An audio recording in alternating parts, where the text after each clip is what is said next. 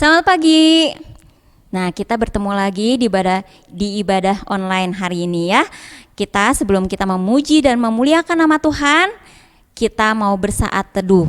Nah, waktu bersaat teduh kita sudah siap untuk beribadah kepada Tuhan ya. Mari kita bersaat teduh.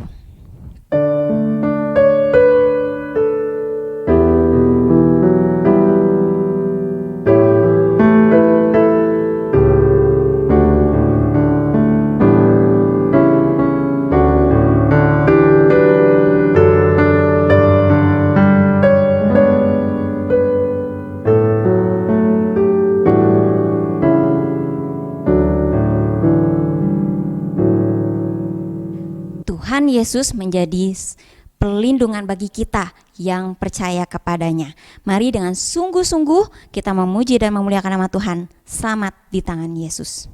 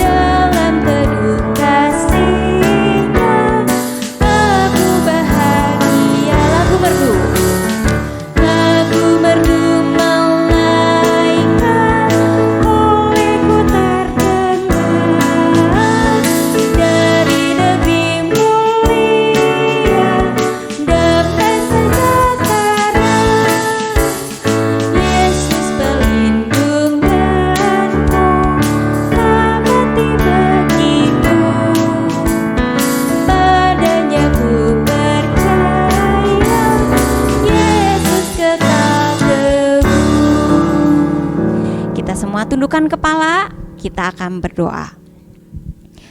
Allah Bapa kami yang bertata dalam kerajaan surga, kami mengucap syukur Tuhan, pada pagi hari ini kami boleh berkumpul kembali. Meskipun kami berada di dalam rumah masing-masing, tapi kami percaya bahwa Tuhan Yesus boleh hadir di tengah-tengah kami. Dan kami Tuhan menyerahkan setiap ibadah kami hanya ke dalam tangan Tuhan. Kiranya Tuhan yang boleh pimpin ibadah ini dari awal, pertengahan, hingga pada akhirnya. Dan kiranya setiap pujian yang akan kami naikkan ini boleh berkenan di hadapan Tuhan, boleh menyenangkan hati Tuhan. Menyerahkan semuanya hanya ke dalam tangan Tuhan, hanya dalam nama Saudara Yesus Kristus, Juru Selamat kami yang hidup. Haleluya. Amin. Tante ucapkan selamat pagi. Ya pagi ya, tapi masih kurang semangat nih. Selamat pagi. Nah ya, kita harus semangat pagi-pagi gitu ya. Dan Tante mau tanya nih ya, satu pertanyaan. Siapakah yang dapat mengalahkan kasih Tuhan Yesus Kristus? Tidak ada ya. Tidak ada yang mengalahkan kasih Tuhan Yesus Kristus. Dia rela mati menebus setiap dosa-dosa kita sehingga kita menjadi milik Kristus selama-lamanya. Kita naikkan pujian, sekarang ku milik Yesus. Mari kita bertepuk tangan ya. Tuhan Yesus mengasihi aku, tak kuasa lain mengalahkan Dia. Yesus berkorban bagi aku, sekarang ku miliknya. Sekarang ku milik Yesus, Yesus pemilikku. Bukan untuk sementara, tapi selama. Sekali lagi ya.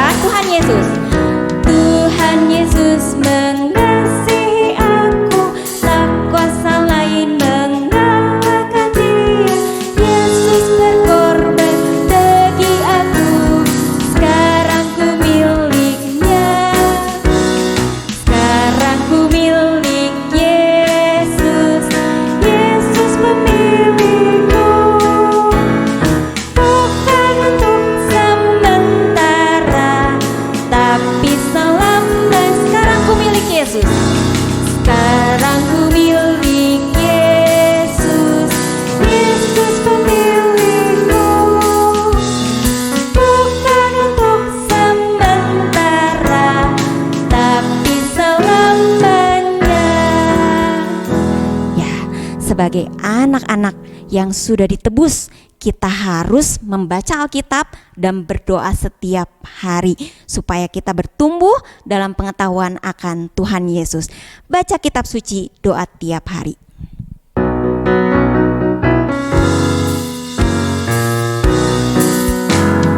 Baca kitab suci, doa tiap hari, doa tiap hari, doa tiap hari. Baca kitab suci, doa tiap hari kalau mau tumbuh, kalau mau tumbuh, kalau mau tumbuh. Baca kitab suci, doa tiap hari kalau mau tumbuh. Sekali lagi. Baca kitab suci, doa tiap hari, doa tiap hari, doa tiap hari. Baca kitab suci, doa tiap hari kalau mau tumbuh, kalau mau tumbuh, kalau mau tumbuh. Baca kitab suci, doa tiap hari kalau mau tumbuh. Ya, membaca Alkitab dan mendengarkan firman-Nya membuat kita terus mengingat akan kebaikan, akan kasih Tuhan Yesus Kristus yang menjadi sahabat kita. Kita naikkan pujian, Yesus sahabatku, kau mati bagiku. Mari semuanya bangkit berdiri, kita naikkan pujian ini.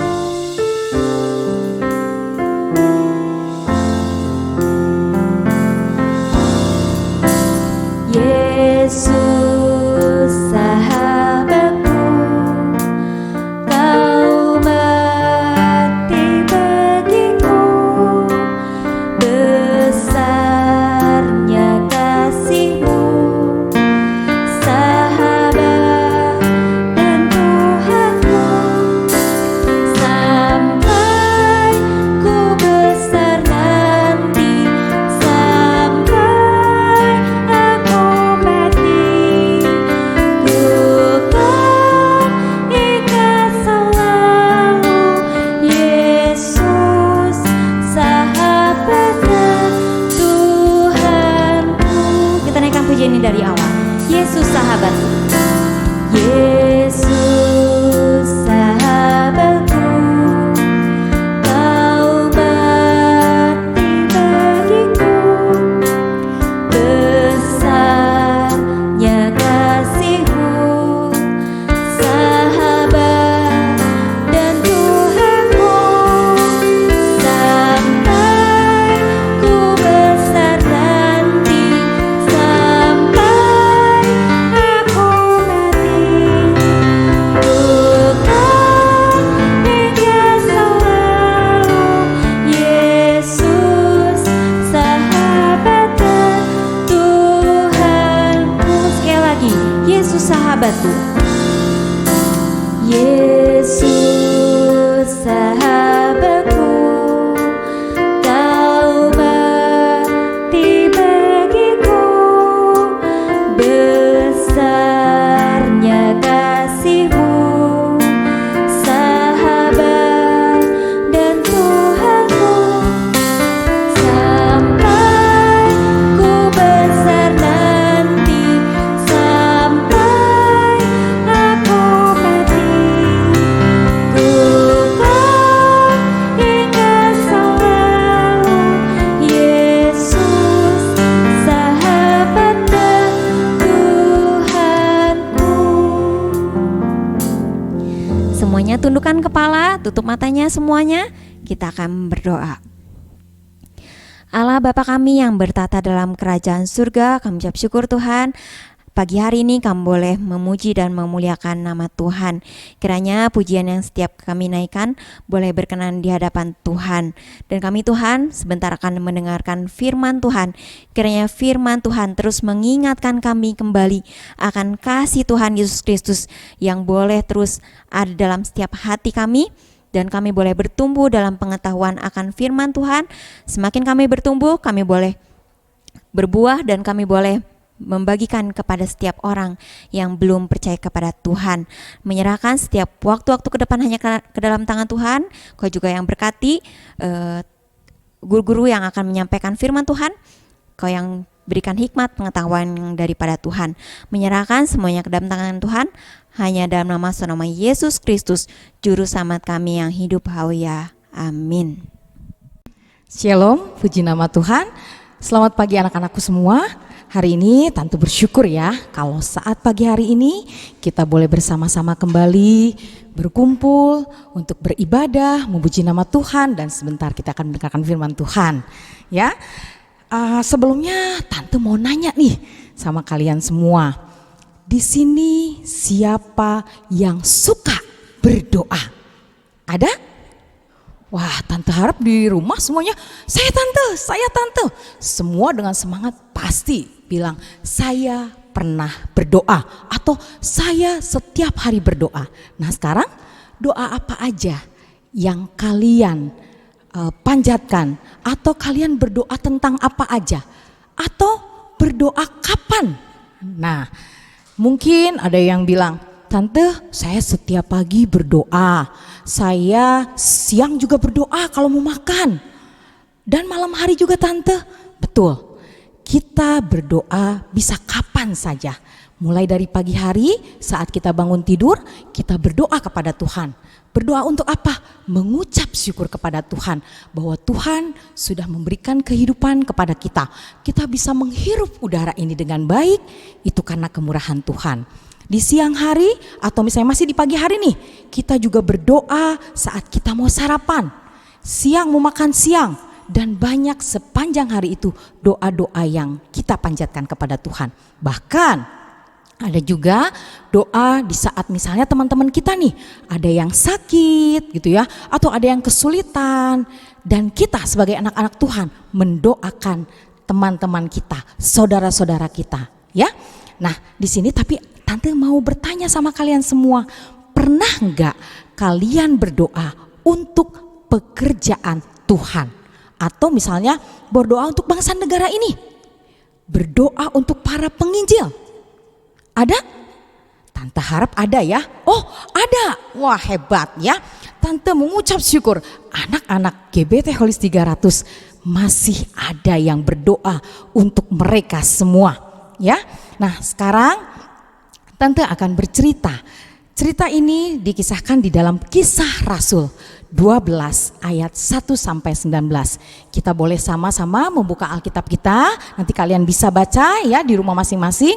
Tapi dengarkan dulu, Tante akan bercerita. Ya, dikisahkan di dalam cerita di dalam Kisah Rasul ini menceritakan yaitu perkembangan tentang orang-orang Kristen atau disebut jemaat Tuhan, di mana jemaat Tuhan itu sangat pesat sekali gitu ya. Banyak orang-orang yang semakin hari semakin mengenal akan firman Tuhan, atau mereka banyak sekali yang percaya kepada Tuhan saat itu. Nah tetapi ada satu raja yang tidak berkenan dengan perkembangan orang Kristen. Raja ini bernama Raja Herodes. Raja Herodes ini adalah raja yang sangat kejam. Dia tidak menyukai bahwa banyak rakyatnya yang semakin hari semakin mengenal Tuhan. Bahkan dia bertindak yang sangat keras sekali. Bukan saja disebut kejam, keras, tetapi dia mengambil tindakan yang di luar batas.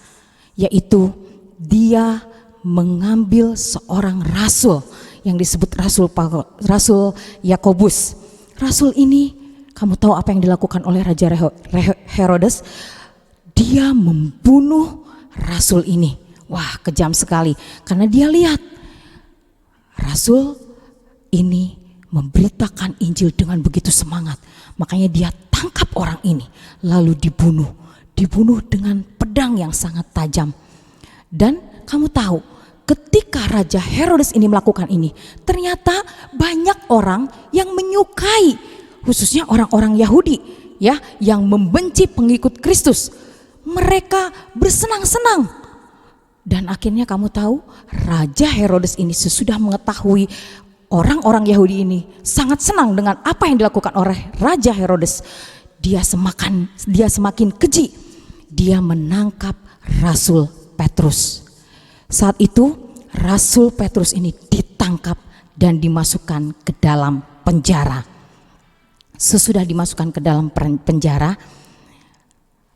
saat itu kebetulan hari Paskah yang kita kenal sebagai hari roti tidak beragi, ya. Rasul Petrus ini ditangkap saat perayaan hari roti tidak beragi yang kita kenal sebagai hari Paskah. Setelah itu Rasul Paulus ini ditangkap dan dimasukkan ke dalam penjara.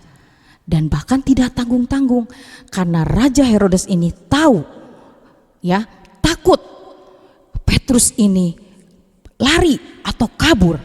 Dia dipenjara dengan kawalan yang sangat ketat, ya. Dia dipenjarakan di bawah penjagaan 4 regu. Bayangkan, ketat sekali ya. 4 regu ini bahkan terdiri dari 4 prajurit. Yang tujuannya supaya apa? Supaya sehabis perayaan Paskah ini Petrus akan dihadapkan kepada banyak orang dan Petrus ini tidak kabur. Ya.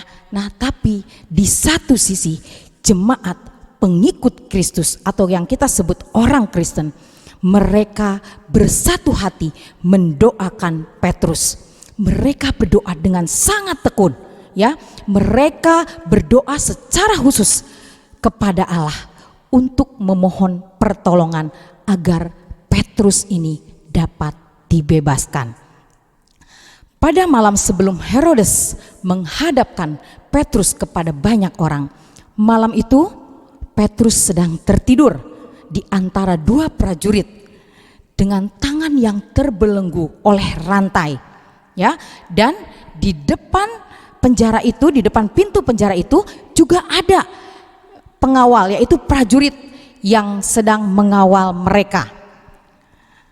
Tiba-tiba kamu tahu apa yang terjadi?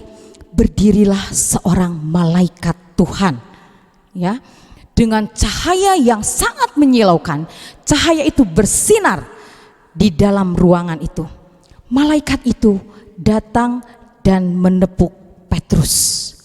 Sesudah menepuk Petrus, lalu malaikat itu membangunkan Petrus. Dia berkata, "Bangunlah segera." Dan kamu tahu, rantai yang di tangan Petrus terlepas. Lalu malaikat pun itu berkata kepada Petrus kembali, "Ikatlah pinggangmu dan kenakanlah sepatumu, serta gunakanlah jubahmu. Mari, ikutlah aku." Dan saat itu Petrus pun dengan segera melakukannya dan mengikut malaikat. Lalu malaikat itu dan Petrus keluar dari tempat itu. Nah, saat itu Petrus tidak tahu apa yang hendak dilakukan oleh malaikat, apa yang sedang terjadi. Petrus hanya menyangka ini suatu penglihatan. Sesudah itu mereka melewati tempat kawalan pertama, kawalan kedua, dan sampailah di pintu gerbang besi yang menuju keluar kota.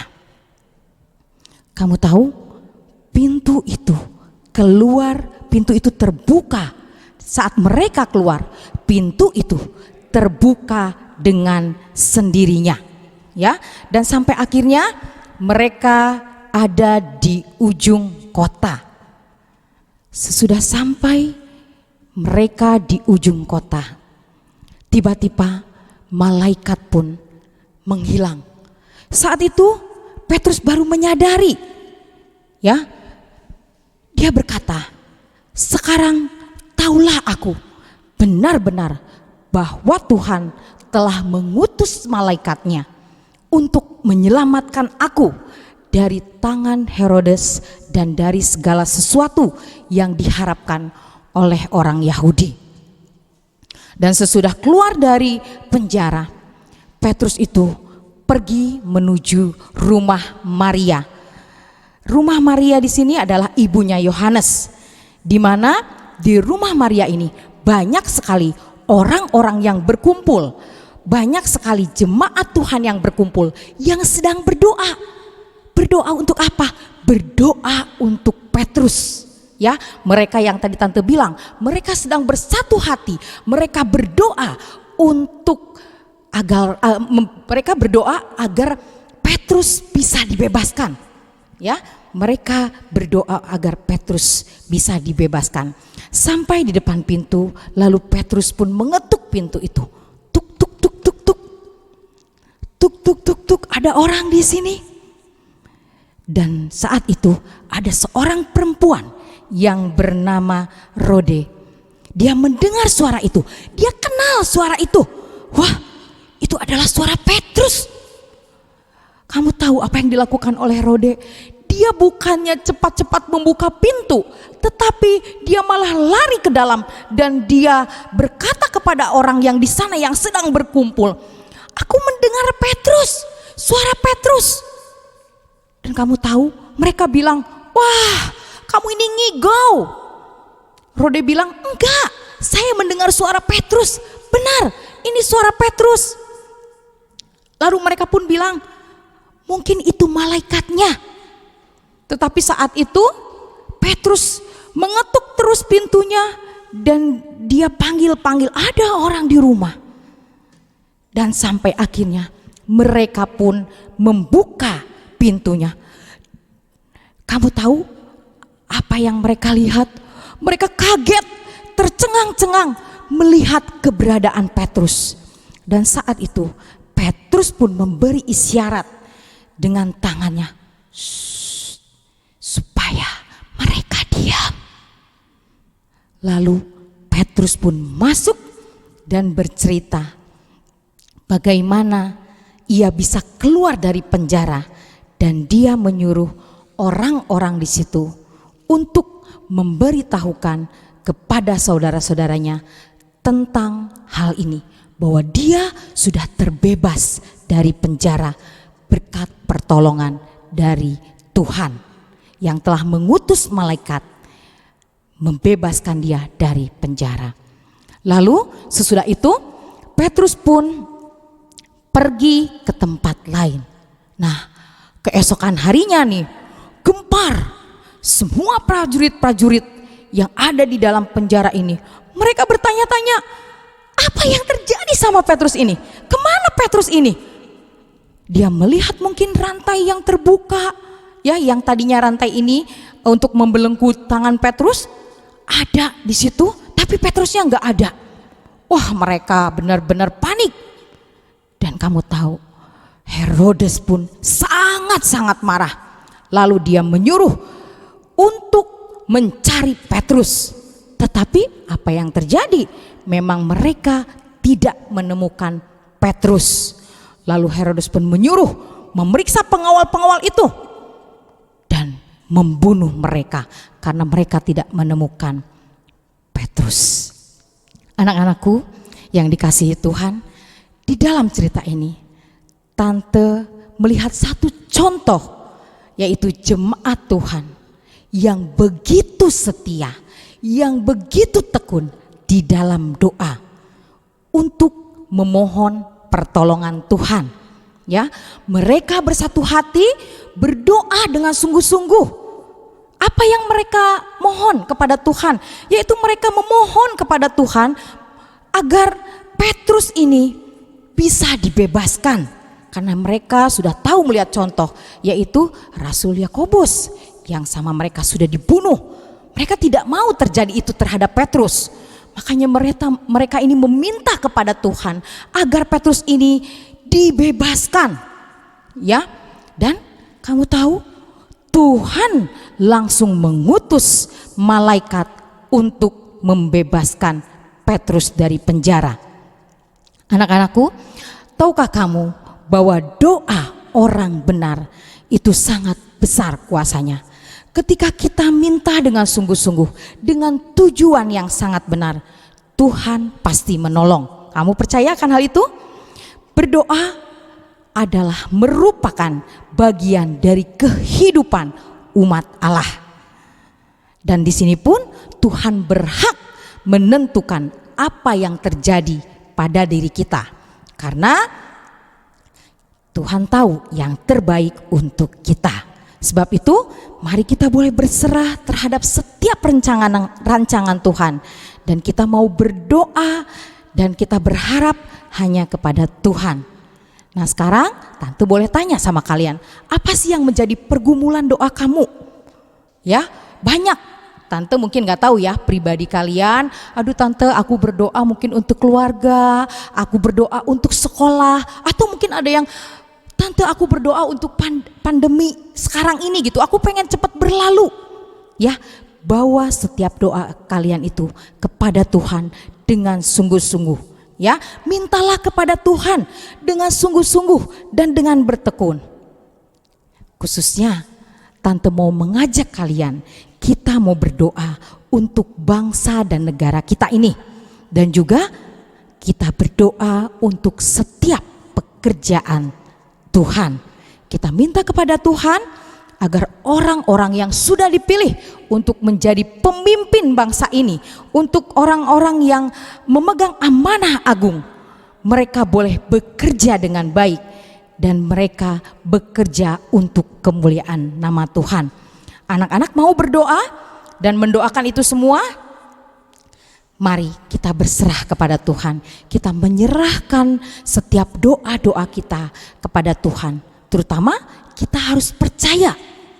Ya, percaya bahwa yakinlah Tuhan akan menyertai kita. Yakinlah Tuhan akan menjawab setiap doa-doa kita. Ya, Tante teringat lagu sekolah minggu yaitu tentang lagu yang mengajak kita untuk membaca Alkitab berdoa. Ya, untuk membaca Alkitab dan juga untuk berdoa. Ada yang tahu lagunya? Baca kitab suci, doa tiap hari, doa tiap hari, doa tiap hari. Baca kitab suci, doa tiap hari kalau mau tumbuh. Nah, di sini pujian ini mengajak kita sebagai anak-anak Tuhan, sebagai umat Tuhan, sebagai bagian dari kehidupan umat Allah, yaitu berdoa dan membaca Alkitab. Puji nama Tuhan. Tante harap mulai dari sekarang yang belum pernah berdoa dengan tekun, dengan sungguh-sungguh, kita mau belajar berdoa dengan baik. Kalau masih yang Tante saya belum bisa berdoa, minta sama mama, sama papa, sama mami, sama papi, ajar untuk berdoa dengan baik. Puji nama Tuhan. Ya, Tante akan membacakan satu ayat hafalan. Kita boleh baca Alkitab bersama-sama, yaitu Yakobus 5 ayat 16b. Ya, mari kita buka. Tante akan membacakan untuk kalian semua. Doa orang yang benar, bila dengan yakin didoakan, sangat besar kuasanya. Ya, ayat hafalan kita Yakobus 5 ayat 16b. Doa orang yang benar, bila dengan yakin didoakan, sangat besar kuasanya. Puji nama Tuhan. Hari ini firman Tuhan sampai di sini. Kiranya kita boleh semakin bertumbuh di dalam pengenalan kita akan Tuhan. Ya, Tante akan memberikan PR ya kepada anak-anak semua, yaitu Tante minta semuanya membuat doa. Ya, semuanya membuat doa, doanya bebas tentang apa aja. Ya, nanti doanya ini boleh dikumpulkan, ya, atau misalnya kalian boleh membuat doa ini dicari kertas. Doanya nanti boleh dikumpulkan dan dikirim ke WA-nya Tante Joyce, ya, ke WA-nya Tante Joyce. Sesudah kalian membuat nih ya doanya, langsung kirimin ke WA-nya Tante Joyce ya. Nanti di akhir firman Tuhan ini ada nomor WA-nya Tante Joyce. Puji nama Tuhan. Kita akan berdoa terlebih dahulu untuk menutup firman Tuhan hari ini. Bapa di dalam kerajaan surga, kami mengucap syukur Tuhan kalau saat pagi hari ini setiap anak-anak-Mu boleh belajar kebenaran akan firman Tuhan. Khususnya hari ini Tuhan, kami boleh belajar firman Tuhan tentang doa. Biarlah Tuhan setiap anak-anak-Mu di tempat ini yang sudah mendengarkan firman Tuhan mau belajar berdoa. Karena kami tahu Tuhan, doa ini adalah komunikasi kami dengan Tuhan. Dan biarlah setiap anak-anak-Mu di tempat ini belajar berdoa dengan baik. Terutama Tuhan, mereka boleh mendoakan bangsa dan negara ini dan setiap pekerjaan Tuhan di tempat ini Tuhan. Terima kasih Tuhan, terima kasih, kami menyerahkan semuanya ke dalam tangan-Mu, dan biarlah Tuhan firman-Mu ini tidak terhenti sampai di sini saja, tetapi mereka setiap anak-anak-Mu yang boleh mendengar firman Tuhan boleh bertumbuh lagi akan kebenaran firman Tuhan. Terima kasih Tuhan, terima kasih. Doa ini kami alaskan hanya di dalam satu nama, yaitu Yesus Kristus yang menjadi juru selamat kami yang hidup. Haleluya, amin. Siapa yang makan nasi setiap hari? Ya, kita juga perlu makan makanan rohani setiap hari, yaitu dengan membaca Alkitab. Ya, berikut pembacaan Alkitab dalam 1 minggu. Hari ini kita akan belajar satu lagu yang akan mengingatkan kita akan nama Yesus. Ya, yuk kita pelajari lagu ini. Ingat akan nama Yesus.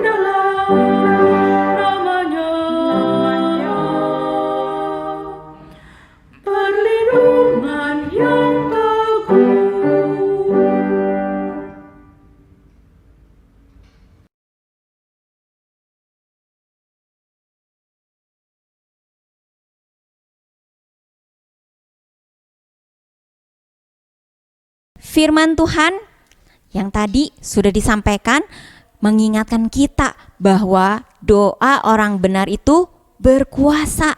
Maka dari itu jangan lupa untuk berdoa. Yang belum bisa berdoa gak apa-apa ya, belajar untuk berdoa. Tetap semangat di dalam Tuhan ya. Sampai jumpa minggu depan.